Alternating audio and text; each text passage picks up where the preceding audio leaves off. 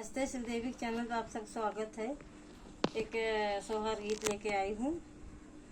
जेठ के तपल धूप हरिया हो रनियवा पानी भरई हो रनियवा पानी भरई हो। राम घोड़ावा चढ़ल राजा आवई हो रनियवा से पूछई हो रनियवा से पूछई हो। कहाँ गईनी तोहरी सासु होत कहाँ नदिया होत कहाँ नदिया हो। रानी कहाँ गएनी तोहरी पियवा हो तू पनिया भरई आयु हो तू पनिया भरई आयु हो। सासू त गई अपने नैहर हो ननद अपने ससुर हो ननद अपने ससुरनी हो। राजा पिया मोर गाए पर देसवा हो तपनिया भरई आए हो तपनिया भरई आए हो। राजा पिया मोर गाए विदेशवा हो तपनिया भरई आए हो तपनिया भरई आए नी हो। रनिया गोरा बदन को मिलाई त घमवा लागे लावा की जाबू हो तपनिया भरई आई हो।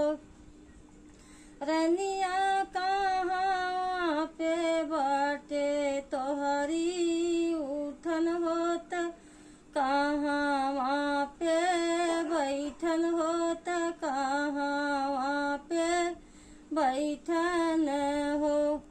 रनिया कहाँ पे बाटे सोव नरिया होत तो से मिलई अउबई होत तो से मिलई अउबई हो। अंगने में बाटे राजा उठन होत डेहरी पे बैठन होत डेहरी पे बैठन हो। राजा रंगी महलिया सोआ नरिया होत कैसे मिलई अउबा होत कैसे मिलई अउबा हो। राजा रंगी महलिया सोवा नरिया होत कैसे मिलई अउबा होत कैसे मिलई अउबा हो।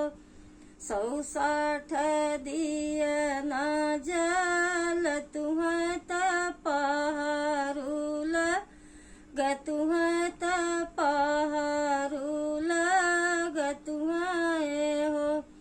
राजा लाहुरा देवरवा चौकी दरवा होत कैसे मिलई अउबा होत कैसे मिलई अउबा हो।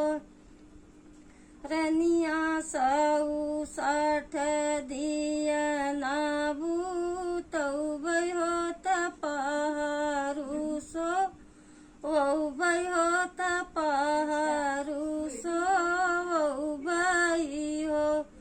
रनिया लाहुरा देवरवा सग भैया हो दुनाहु जने अउबई हो दुनाहु जने